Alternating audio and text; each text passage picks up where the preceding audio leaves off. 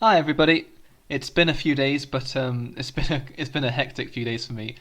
Because of work, I have not been able to play poker as much as I would like, but I've still managed to play 1,000 hands, even though it took me a few days.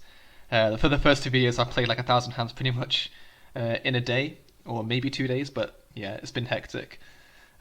This time we played 1,000 hands and we actually just lost money. We lost 369, almost two buy-ins, but that happens. It's just going to happen all the time. The biggest hands that happen are here, so let's just get into them. Okay, this one first.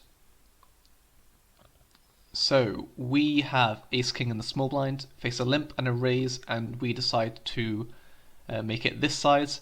I think this is a tad small. I should probably make it a bit bigger, like 38 cents or 40 cents, but that's completely fine. C folds and we get called and face this flop. Now, seems like a good flop for me and for him. So I think with my range, since I do have the range advantage, I'm just going to bet the entire range 1/3 pot.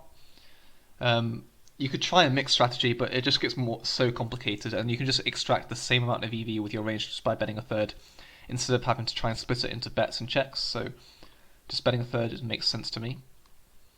We get called.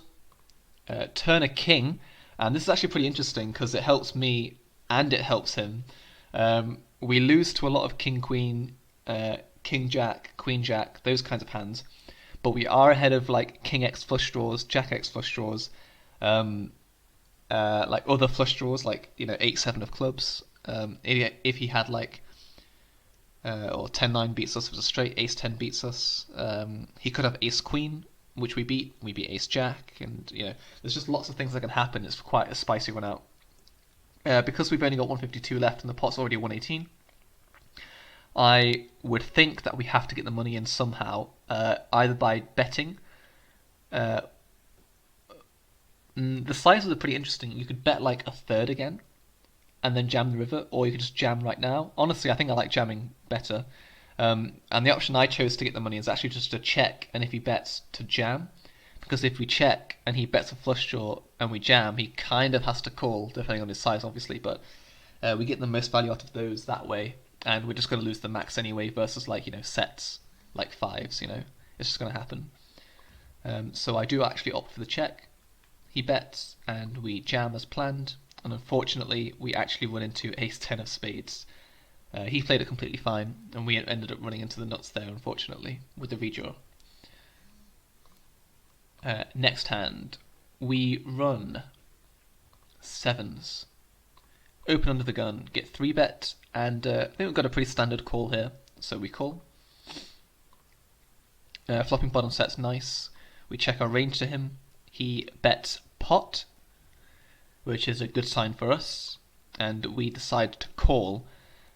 Because he bets so large, there's an argument for jamming, but because he bets so large, I think with our entire range, it makes most sense to have no raises, basically. Like if we had any strong hand, we want to flat and let him continue, and if we had a draw, we'd obviously like to flat and try and get there on the turn. But now that I think about it, jamming doesn't seem bad either, because there's $1 in the pot already, and we're risking 176 to win it. So I wouldn't mind either option actually, upon further reflection. Like if we had ace 10 of hearts, it would be a pretty good jam, right? So you could probably go either way. I'd have to look into it more. In reality, I decided to flat, face a pretty blank turn, and we check our range. He jams, which is nice of him, so we call. Run into kings, which is pretty well played by him. This seems fine. Third hand. Can you tell it's been a few days? A bit busy, a bit tired after all that. On a full ring table, see a limp, and we ISO him with queens. Sorry, ISO him with queens. Let me just set this as default. So we isolate with queens, get a call, another call, a fold, and a call. So we're 4-way to a flop, which is queen high. Excellent. Checks, checks, and because we're multi-way, we usually don't want to value bet very thin at all. So hands like queen jack now become a check, King Queen's probably check as well.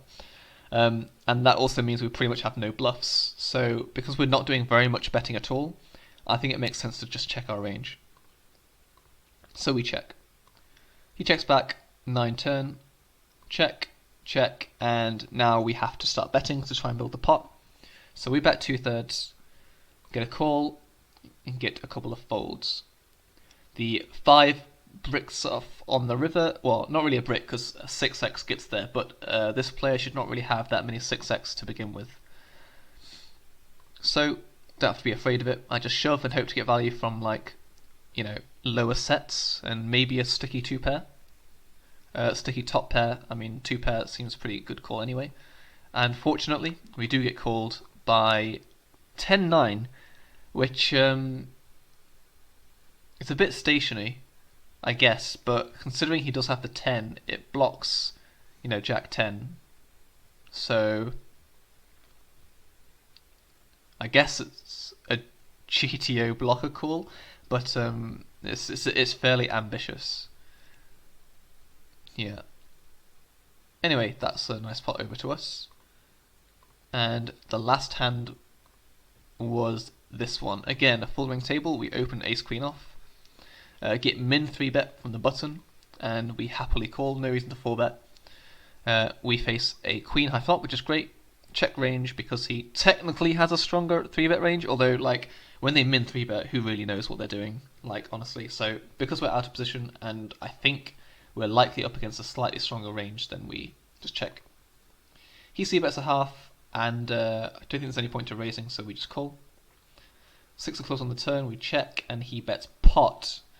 So he's only got 64 cents left when he bet 51 cents, so I think we just jam here with all of our value hands and maybe some of our best bluffs, considering our overall range, but yeah, because he's got so little behind, getting it in with his top pair is definitely standard. So we do, and we run into aces, unfortunately.